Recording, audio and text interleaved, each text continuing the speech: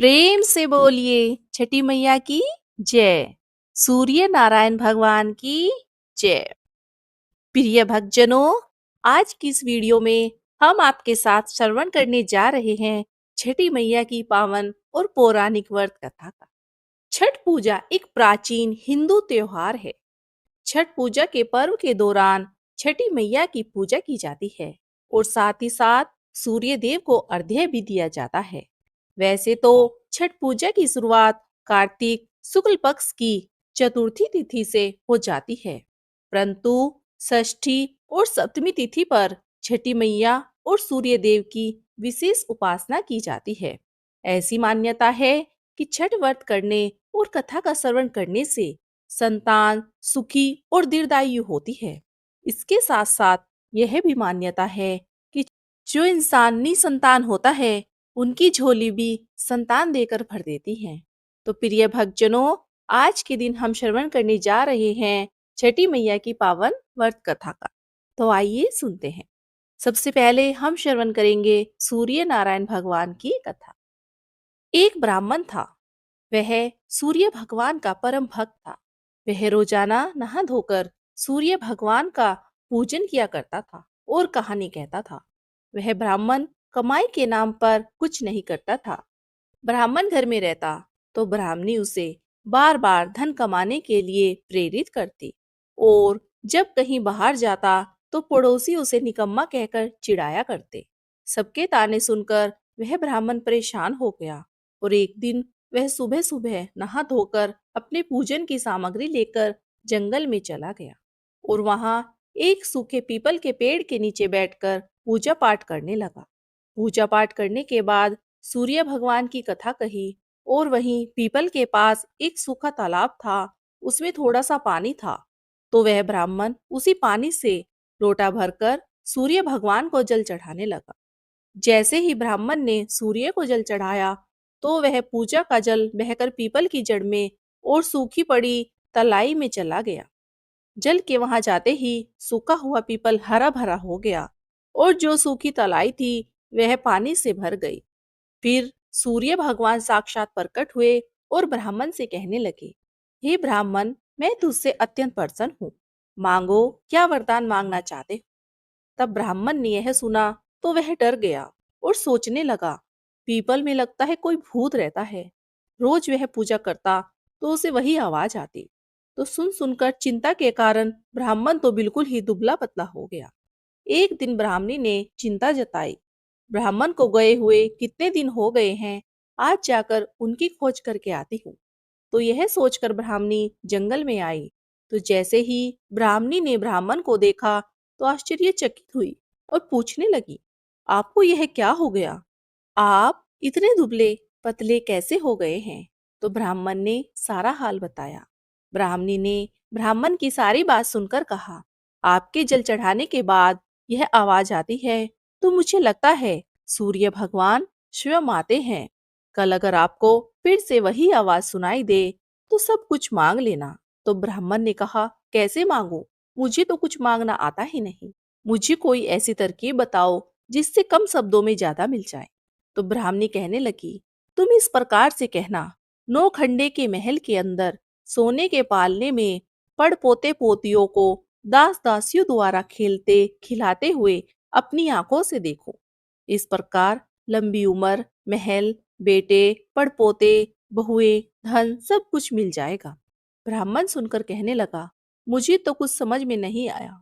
तो ब्राह्मणी कहने लगी, धन होगा तभी सोने का पालना होगा, दास दासियां होंगे, आंखें घुटने ठीक होंगे तो ही अपने पलकों से पोते पोतियों को सोने के पालने में झुला सकोगे और देख सकोगे। बेटे और बहू होंगे तो पड़पोते होंगे। यह सुनकर ब्राह्मण ने कहा, हाँ ठीक है, अब मुझे सब कुछ समझ में आ गया। जब दूसरे दिन ब्राह्मण ने स्नान करके पूजा पाठ करके सूर्य देवता को अर्घ्य दिया तो फिर वही आवाज आई। तब ब्राह्मण ने वैसा ही कहा जैसे ब्राह्मणी ने समझाया था। तो सूर्य भगवान ने कहा, देखने में तो भोला भाला लगता है, एक बार में सब कुछ मांग लिया। तुमने जो भी मांगा है वह तुम्हें अवश्य मिलेगा। जा, तेरी हर इच्छा पूरी होगी। तब ब्राह्मण इस तरह का आशीर्वाद पाकर खुशी खुशी घर की तरफ चल पड़ा। जब घर आया तो देखा कि टूटी फूटी झोपड़ी की जगह महल खड़ा था। दास दासी आ जा रहे थे। तो ब्राह्मण ने कहा, यहाँ पर मेरी झोपड़ी थी और एक बड़ी ब्राह्मणी थी, वह कहाँ गई? उसी समय महल से एक सुंदर औरत खूबसूरत कपड़ों और आभूषणों से सजी हुई बाहर निकलती है और ब्राह्मण से कहती है, आओ स्वामी, यह अपना ही घर है। सूर्य भगवान ने आपकी सभी मनोकामनाएं पूरी कर दी हैं। तो ब्राह्मण ने कहा, हम इतने धन का क्या करेंगे? तो ब्राह्मणी ने कहा, धन से क्या नहीं होता, हम दान पुण्य करेंगे, यज्ञ करेंगे, हवन करेंगे, भूखों को भोजन करवाएंगे, जरूरतमंदों की मदद करेंगे, प्याऊ लगवाएंगे, धर्मशालाएं बनवाएंगे। तो ब्राह्मण ने ब्राह्मणी के कहे अनुसार वैसा ही किया। अब थोड़े समय में सारी प्रजा राजा की जगह उस ब्राह्मण के गुणगान करने लगी। जब यह बात राजा तक पहुंची तो राजा ने सुनकर उस ब्राह्मण को बुलाया और पूछा, कल तक तो आपके हालात बहुत खराब थे, अचानक इतना धन संपत्ति कहाँ से आया? क्या कहीं पर चोरी की है या डाका डाला है? क्या किया तुमने? मुझे सब कुछ सच सच बताओ। तो ब्राह्मण ने कहा, महाराज, मैंने ना तो चोरी की है और ना ही डाका डाला है। यह सब तो सूर्य भगवान की कृपा से मुझे प्राप्त हुआ है। यह कहकर ब्राह्मण ने सारी बात राजा को बता दी। राजा ने कहा, ब्राह्मण देवता मेरे पुत्र नहीं है, अब तुम मुझे बताओ मुझे क्या करना चाहिए? ब्राह्मण ने राजा को सूर्य भगवान की पूजा की विधि बताई। तो राजा ने वैसा ही किया। राजा के घर 10वें महीने सुंदर पुत्र ने जन्म लिया। अब तो सारे लोग सूर्य भगवान की जय जयकार करने लगे। हे सूर्य भगवान, जैसे आपने ब्राह्मण और राजा की मनोकामना पूरी की है, वैसे ही हम सभी भक्तों की भी पूरी करना। कहानी कहने वाले, कहानी सुनने वाले और हुंकारा भरने वाले सभी भक्तों की करना। तो प्रेम से बोलिए सूर्य भगवान की जय। प्रिय भक्तजनों, अब श्रवण करते हैं छठी मैया की कथा। बहुत समय पहले की बात है। एक विधवा औरत रहा करती थी। उसके एक बेटा था। वह छठी मैया की परम भक्त थी। हर साल छठी माता का व्रत किया करती थी। धीरे धीरे समय के साथ उसका बेटा बड़ा हो गया और बुढ़िया ने अपने बेटे की शादी कर दी। बहू नए विचार वाली आ गई। वह पूजा पाठ में बिल्कुल भी विश्वास नहीं करती थी। एक बार बूढ़ी अम्मा छठ माता की पूजा की तैयारी कर रही थी। तो अम्मा का बेटा आम की लकड़ी तोड़कर ला रहा था और पूजन की सामग्री भी बाजार से खरीद कर ला रहा था। तो यह सब कुछ उस बूढ़ी अम्मा की बहू देख रही थी। तो वह जोर जोर से हंसने लगी और कहने लगी, अम्मा, दुनिया कहाँ से कहाँ पहुंच गई है और तुम वहीं की वहीं बैठी हो। लोग तो आसमान छू रहे हैं। आज भी आप इतनी अंधविश्वासी हो कि व्रत और पूजा पाठ पर ही अपना ध्यान लगाए रखती हो। इन सब बातों में कुछ नहीं है। मैं आपको समझाऊंगी। पढ़ी लिखी बहू की बातों का बूढ़ी माता पर कोई असर नहीं हुआ। बूढ़ी अम्मा तो अपनी धुन में मस्त थी। जब बूढ़ी अम्मा छठ पूजा के व्रत की तैयारी करने लगी तो उसकी बहू बोली, यह सब बेकार की बातें हैं, इन सब में कुछ नहीं रखा। इस उम्र में अगर तुम 3 दिन तक भूखी रहोगी तो बीमार पड़ जाओगी और अपनी सेहत बिगाड़ लोगी। अपनी बहू की बात सुनकर वह बूढ़ी अम्मा मन ही मन मुस्कुराने लगी और कहने लगी, बहू, शादी के बाद मेरी संतान नहीं हुई थी, तभी मैंने यही व्रत किया था। तो छठी मैया ने प्रसन्न होकर मुझे संतान का आशीर्वाद दिया था। तुझे पता है, तेरा पति भी छठी मैया का ही प्रसाद है। यह अंधविश्वास नहीं है, माता का कन कन में निवास है। मेरी बात मानो और तुम भी मेरे साथ छठी मैया के व्रत को करो। मैं चाहती हूँ तुम्हारी भी गोद बहुत जल्द भर जाएगी अगर तुम छठी मैया की पूजा करोगी। लेकिन बहू नए विचार वाली थी। सास की बात का उस पर कोई भी असर नहीं हुआ। वह मुंह टेढ़ा करके सासू माँ से कहने लगी, मुझे कौन सा दुख है जो मैं पूजा पाठ करूं? मैं तो अपने जीवन में बहुत खुश हूँ। मुझे इतना सुंदर पति मिला है। जीवन में सब कुछ मिला है। आलीशान घर है। खाने पीने की कोई कमी नहीं है। पूरे गांव में मुझ जैसा धनवान कोई भी नहीं है। मैं जानबूझकर 3 दिनों तक क्यों भूखी रहूं? उसकी सास ने उसे कई बार समझाया, लेकिन उस पर अपनी सास की बातों का कोई असर नहीं हुआ। वह तो नास्तिक थी, बार बार छठी माता की बुराई करे जा रही थी। तभी उसका पति वहां पर आ गया। उसने भी उसे समझाने की कोशिश की और कहा, देखो, देवी देवताओं के आगे अहंकार करना ठीक नहीं है। तुम भी व्रत और पूजा पाठ करने में माता का सहयोग करो। चाहो तो तुम भी व्रत कर सकती हो। लेकिन उसने अपने पति की बात भी नहीं मानी। पति बार बार समझाते समझाते थक गया और बोला, ठीक है, तुम्हें जो करना है वह करो। मैं तो छठ माता का घाट सजाने के लिए जा रहा हूँ, जिससे मेरी माँ छठी मैया के श्री चरणों में अपने सर को झुका सके। बेटा हाथ में कुंडल लेकर घाट पर चला गया। छठ माता की पूजा के लिए सुंदर घाट को बनाने में बड़ी ही श्रद्धा से लग गया। अपनी माँ की पूजा की तैयारी में खूब मदद करता है। आम की लकड़ी को जलाकर अपनी माँ के साथ पूरे भक्ति भाव से दोनों माँ बेटे छठ का पर्व मनाते हैं। बूढ़ी अम्मा अपने पूरे घर को गाय के गोबर से लीपती है, तो यह देखकर उसकी बहू कहती है, ना जाने यह कौन सा त्योहार है, पूरे घर में गोबर ही गोबर कर रखा है। अब तो इस घर में रहना मुश्किल हो गया है। सारे घर से गोबर की बदबू आ रही है। वह अपने पति से कहती है, तुम अपनी अम्मा को समझाते क्यों नहीं? यह फालतू की अंधविश्वास की बातें करती है। इस तरह वह दोनों माँ बेटे से लड़ाई करने लगती है। तब उसका पति कहता है, तुम माँ से झगड़ा मत करो, जो कुछ कहना है मुझे कह लो। अब जल्दी से जाकर तैयार हो जाओ। छठ माता की पूजा के लिए घाट पर जाने का समय हो गया है। जैसे ही वह तीनों घाट पर पूजा के लिए जाते हैं, तो बूढ़ी अम्मा गीत गाते हुए चलती है। लेकिन उसकी बहू को इन बातों में बिल्कुल भी रुचि नहीं थी। वह अपना अलग ही चलती रहती है। जैसे ही वह तीनों घाट पर पहुंचते हैं, तो उसका पति कहता है, यहाँ पर माँ के साथ पूजा में बैठ जाओ। लेकिन वह कहती है, मैं यहाँ पर बैठने नहीं वाली। मैं तो मेला देखने के लिए जाऊंगी। तुम ही अपनी माँ के साथ बैठो।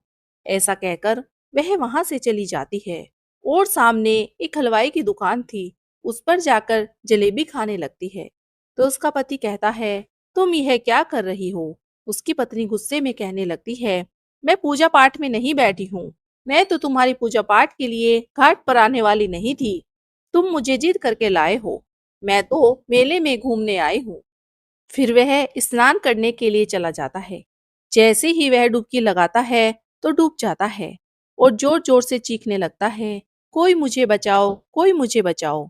जब तक कोई बचाने के लिए पहुंचता है, उससे पहले वह नदी में डूब जाता है। बूढ़ी अम्मा को इस बात का पता चलता है कि उसका बेटा नदी में डूब गया है, तो छाती पीट पीट कर जोर जोर से रोने लगती है और छठ माता से प्रार्थना करने लगती है, माँ तूने ये मेरे साथ क्या किया? मैं कितनी श्रद्धा पूर्वक तुम्हारी पूजा अर्चना करती हूँ। मैंने कभी कोई पूजा पाठ में भूल चूक नहीं की। आज मुझे यह सजा क्यों दी है? मुझसे मेरा बेटा क्यों छीन लिया? इससे अच्छा तो तुम मुझे संतान प्राप्ति का आशीर्वाद ही ना देती।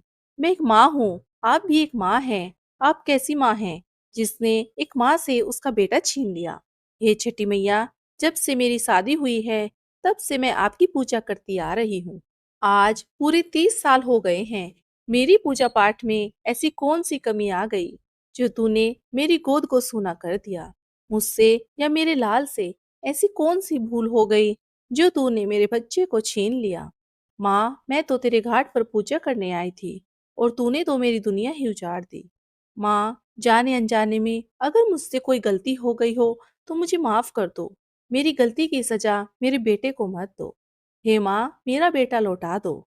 अगर आज आपने मेरा कहा नहीं माना, मेरे बेटे को नहीं लौटाया, तो मैं भी इस नदी में कूदकर अपनी जान दे दूंगी। माँ, अब तुम्हारे हाथ में है, या तो मेरे बेटे को लौटा दो या मेरे प्राण ले लो। और उधर मेले में जोर जोर से आवाजें लगाई जा रही थी। छठ घाट पर आए हुए सभी व्यक्तियों को सूचित किया जाता है कि घाट के गहरे पानी में कोई न जाए। अभी अभी सूचना मिली है कि एक व्यक्ति गहरे पानी में डूब गया है। पानी आगे खतरा है, इसलिए कोई भी व्यक्ति आज नदी में स्नान ना करे। यह बात जैसे ही बहू ने सुनी तो वह दौड़ी दौड़ी आई कि ना जाने आज कौन डूब गया। जैसे ही वह जहां पर पूजा हो रही थी उस स्थान पर पहुंची, तो देखती है उसकी सासू माँ दहाड़ी मार मार कर रो रही थी। तब उसे पता चला कि उसका पति अब इस दुनिया में नहीं रहा, तो उसे बहुत ही गहरा सदमा लग गया। वह भी जोर जोर से चीखने और रोने लगी। पागलों की तरह वह लोगों के पूजा पाठ के सामान को उठा उठा कर फेंकने लगी।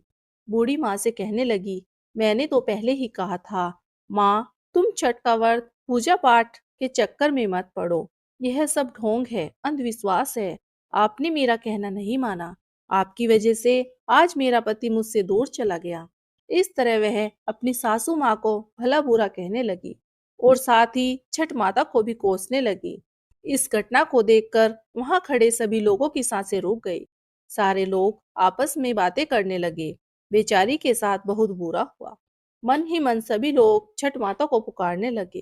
कहने लगे, हे माँ, आज इस बुढ़िया माई की पुकार सुन लो। इसे इसका बेटा लौटा दो। छठ माता तो बहुत ही दयालु है। वह अपने भक्तों को कभी भी निराश नहीं करती, कभी भी उन्हें बेसहारा और उदास नहीं छोड़ती। जैसे ही वह बूढ़ी माता नदी के अंदर कूदने वाली होती है, तो सामने से एक लहर आती है और वह लहर किनारे की ओर जोर से टकराती है। उसी लहर में उस बूढ़ी माँ का बेटा भी बाहर निकल कर आता है। तो इस दृश्य को देखकर वहां खड़े सभी लोगों की आंखें खुली की खुली रह जाती हैं। आंखों से खुशी के आंसू बहने लगते हैं। अपने बेटे को सकुशल देखकर बूढ़ी अम्मा जोर जोर से रोने लगती है और बहू भी अपनी खुशी के आंसू को नहीं रोक पाती है। तभी बादलों की गर्जना के साथ एक आवाज आती है और आकाशवाणी होती है, जिसमें छठी माता कहती है, मेरी पुत्री, मैं किसी का भी अहित नहीं करती हूँ। मैंने तुम्हारी आंखों से अज्ञान का पर्दा हटाने के लिए तुम्हारे पति को पानी में डुबोया था। मैं तो सदैव अपने भक्तों की रक्षा करती हूँ। इस कलयुग में जो भी भक्त मेरी सच्ची मन से पूजा करता है, मैं उसकी सारी मनोकामनाएं पूरी करती हूँ। तूने अपनी सास की पूजा और व्रत का मजाक बनाकर अच्छा नहीं किया। तो यह सुनकर बूढ़ी अम्मा की बहू छठी मैया से माफी मांगने लगती है और कहती है, हे माँ, मुझसे गलती हो गई। आज से मैं भी अपनी सासू माँ के साथ छठी मैया का व्रत बड़ी ही श्रद्धा भाव से किया करूंगी। मुझे क्षमा कर दो। अज्ञानतावश मुझसे बहुत बड़ी गलती हो गई। यह सब देखकर वहां खड़े सभी लोग आश्चर्यचकित होकर फिर माता के नाम का जय जयकार करने लगे। और यह सब कुछ देखकर बूढ़ी अम्मा बहुत खुश होती है और अपने बेटे और बहू के साथ खुशी खुशी छठ माता की पूजा करती है। उसके बाद बहू भी अपनी सास के साथ हर साल छठी माता की पूजा और व्रत करना आरंभ कर देती है। तो छठी मैया की कृपा से उसे भी पुत्र रत्न की प्राप्ति होती है। इस तरह वह बुढ़िया और उसका परिवार छठी माता की पूजा पाठ से सुखी और संपन्न हो जाता है। तो प्रेम से बोलो छठी मैया की जय।